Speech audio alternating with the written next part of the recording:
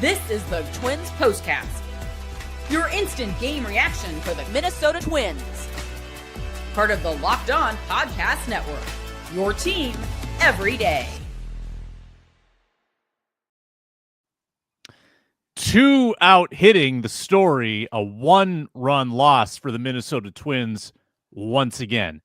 5 losses in a row, record back to 500. Cincinnati 6, Minnesota 5, the final tonight. Welcome in the Twins POSTCAST. I'm Sam Ekstrom, pinch hitting for the postcaster general, Luke Ginman. He's getting a well-deserved night off.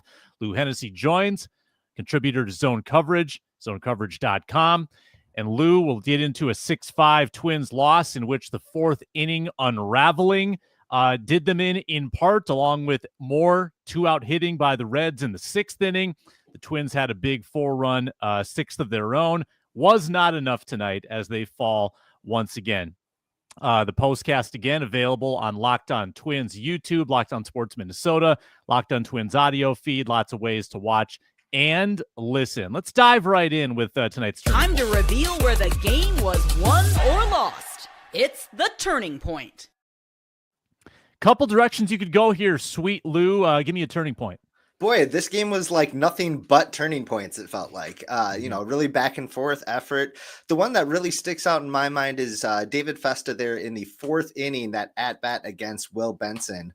He came at him with some fastballs and blew it past him for strike 2 right before giving up that go-ahead 2-run double there. It's just goes to show you how close David Festa is there. That's a pitch that probably gets him through the inning in the minor leagues at the AAA level. It's a different ball game up here in the bigs. So David Festa, I feel like he's just so close, and he was just one pitch short tonight. Yeah, he's coming off the first start of the year where he actually got through 5, actually went 6 innings in his last start, and you're hoping that that's a sign of things to come. Struggles second time through the order. Coming into tonight, teams were like 200 OPS points better against him second time through the order. That's going to look even worse after tonight as the Reds basically batted around in the second time through the order in that 4th inning, where I think that's where I look for the turning point too, Lou. The at-bat where Ryan Jeff, first he gets hit in the hand, X-rays negative.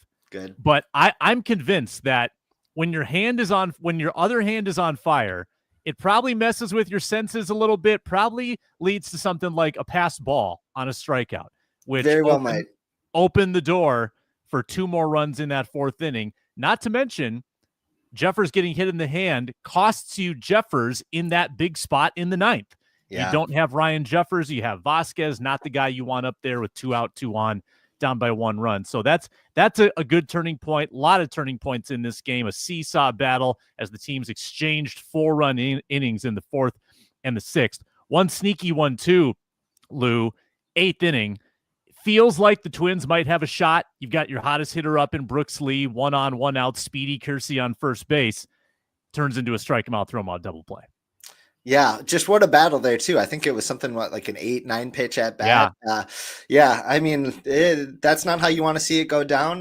Kersey's up here right now for a pretty specific role, and it was in that exact moment. And it happens.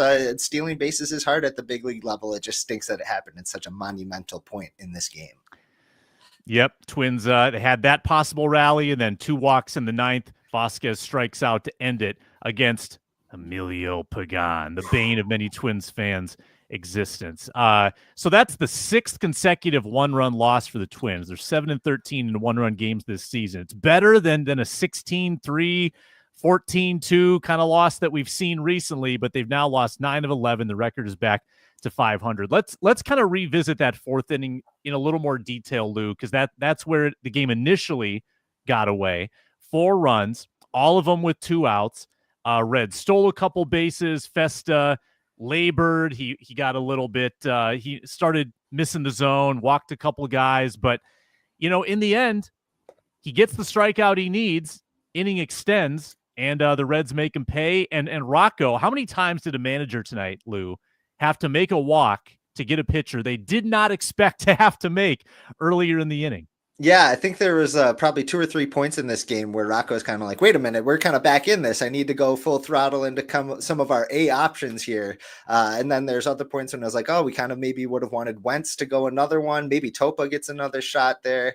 I appreciate that he didn't throw Coulomb back out for another inning, because Coulomb is somebody who's so valuable on a pitches 3 out of 4 games basis, more so than a bulk innings, somebody like that. So, but yeah, you're right. There's a few points in that game where that was the exact scenario. Yeah, Twins momentarily shocking the Reds with a 4-run six, thanks to, and this would have been my player of the game for the later segment. I would have given the player of the game to Jake Fraley for the Twins. Yeah, right. Helps the home run over the wall into that lady's lap. 3-run homer for Harrison Bader.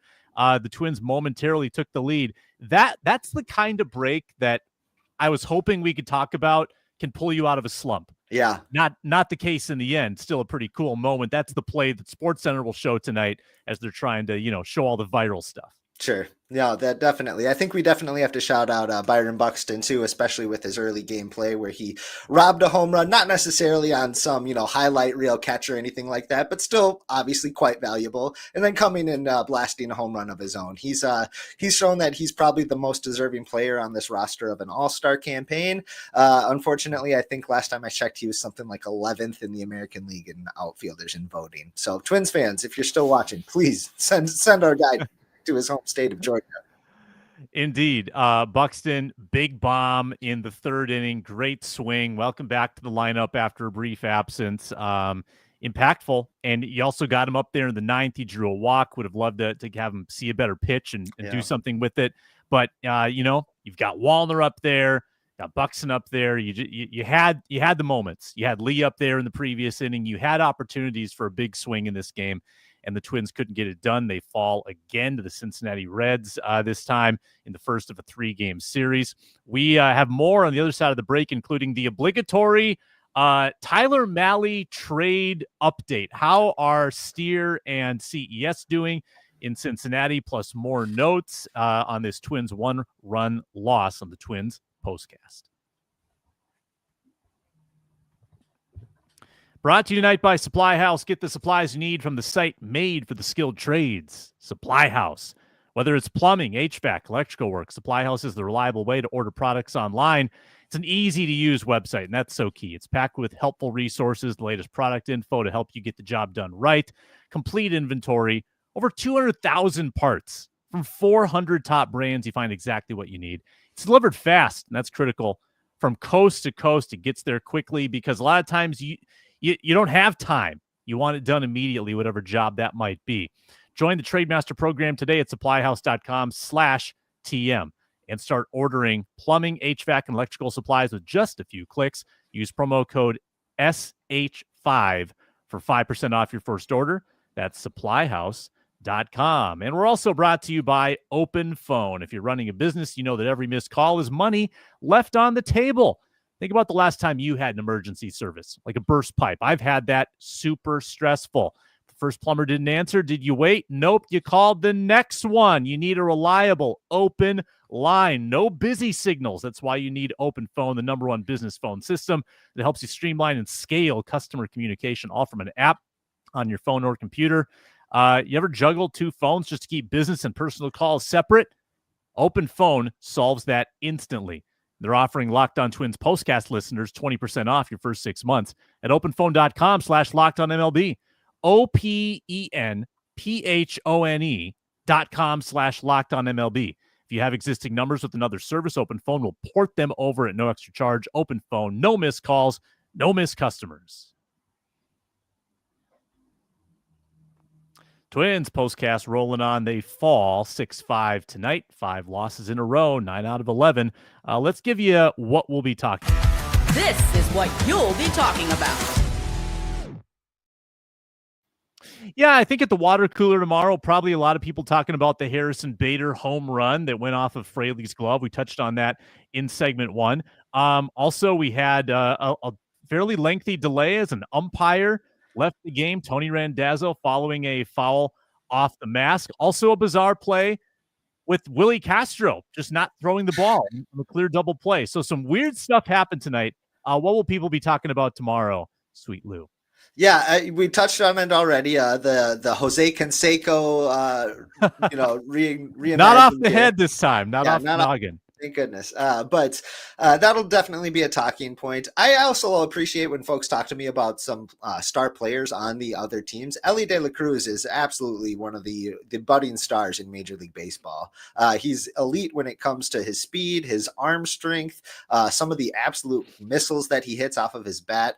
I think that Twins fans tuning in, we don't get to play the Cincinnati Reds too often, and I think that some folks might be like, "Hey, this Ellie De La Cruz character, he's got something to him here." So I think that's probably the talking point.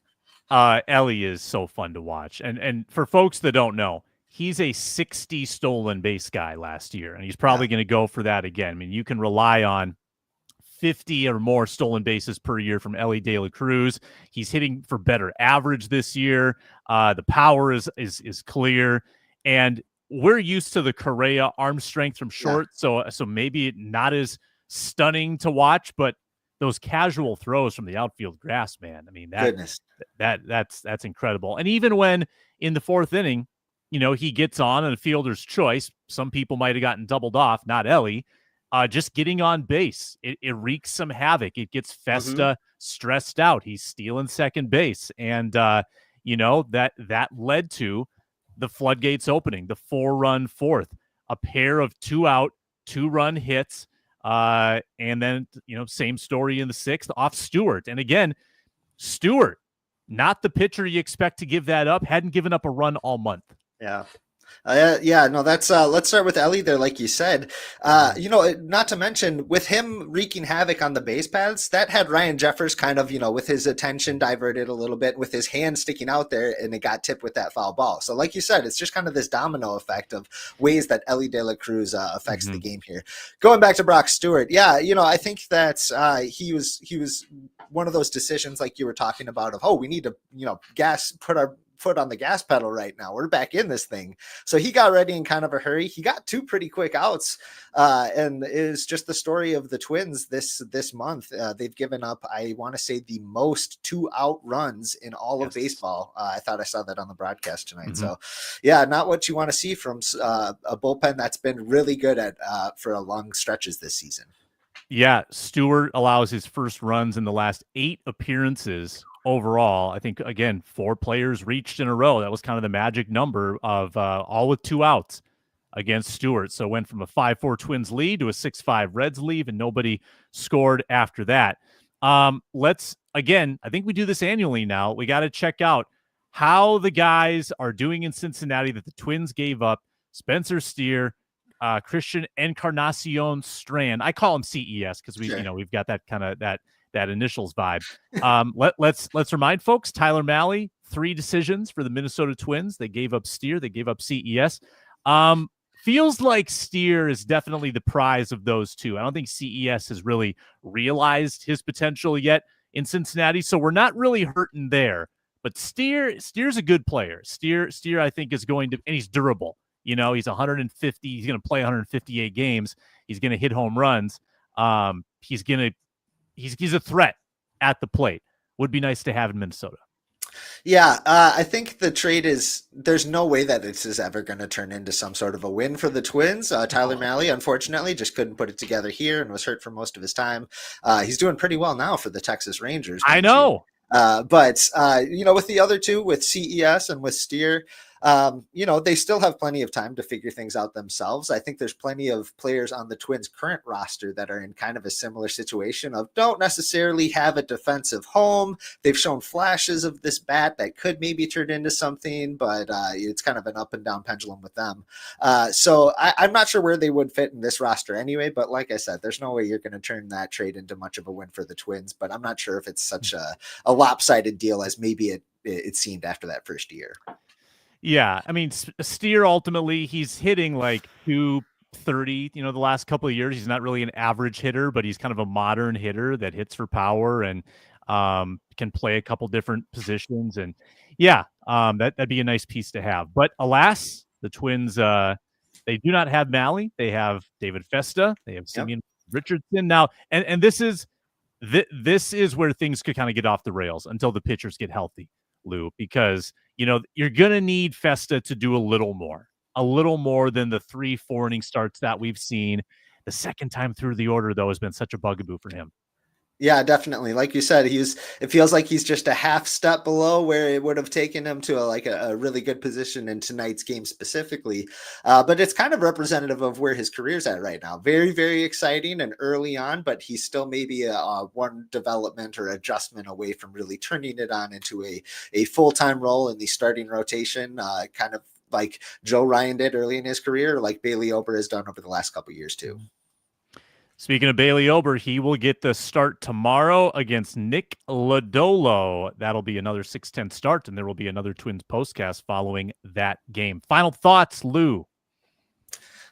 Yeah, it's crazy what a week can do. I was out on vacation for the last 8 or 9 days, and I kind of wanted to come into this being like, hey, what did I miss? And then I looked at what I missed, and it's a lot of holes, but it just, this season really feels like quite the pendulum for the Twins, and I'm just really hoping that it can swing back as it failed to do in the second half of last season. Lou, I went to Italy, good for me, for about 10 days in May, and the Twins did not lose while I was gone. They've lost most every game when I've been in the States, but when I'm out of the country, man, the streak is strong. It's not too bad.